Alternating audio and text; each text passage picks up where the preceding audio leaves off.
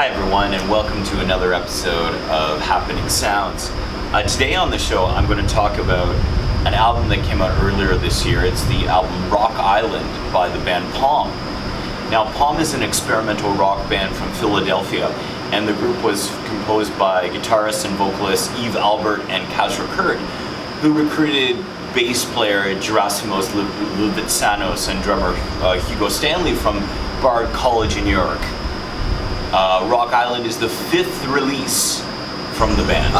What's it like? Well, it's very mathy, so it reminds me of that Captain Beefheart math rock kind of thing. There's a lot of Animal Collective as an influence in here, and this is something that Anthony Fantano talked about on his channel, the Needle Drop. He was very critical of that aspect, thinking that they were a little bit too much in awe of Animal Collective, following that vibe too much. I don't hear that at all. I think Palm are laying out their own path. It reminds me in places of 1980s era King Crimson, especially the song theme from Rock Island. The overall vibe is tropical, dreamy, strange stops and loops, which will make you think the record is skipping when it really isn't, especially on tracks like Pearly or Composite or Heavy Lifting.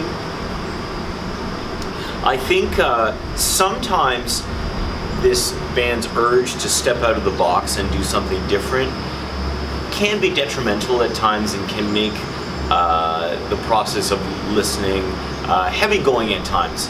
But still, I give this a thumbs up. One other thing that Anthony Fantano was critical on his review on the Needle Drop was the fact that they've somehow altered the guitars to sound a little bit like steel drums.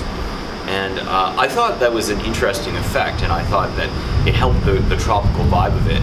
I thought maybe they went a little bit overboard with it in places, but I think overall it helps the vibe of the album more than. So standout tracks on the album would definitely be Pearly, Dog Milk, and Swimmer. I like the track Swimmer because it abandons the melodic abstraction that sometimes it makes the album heavy going in places.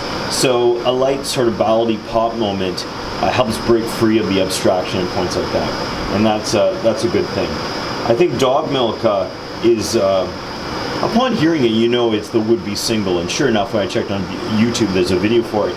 I like especially the way the song sort of, the speed of the song slows down at the end of the track until it fades away to nothing. I like that a lot. The artwork here, I really like the surreal painting, and the guy here looks like the guy wielding the knife looks like he's come off an episode of Miami Vice, or he's escaped from the Dire Straits Money for Nothing video, looking very 80s nonetheless. Yeah, it's a very haunting visual, very Giorgio de Chirico or something like that. And I like the pleasant sunset shot that once again goes with a tropical vibe. I want to thank everyone for watching and listening to another episode of Happening Sounds, and please remind you to press the subscribe button so you can hear more reviews and talk about music. See ya.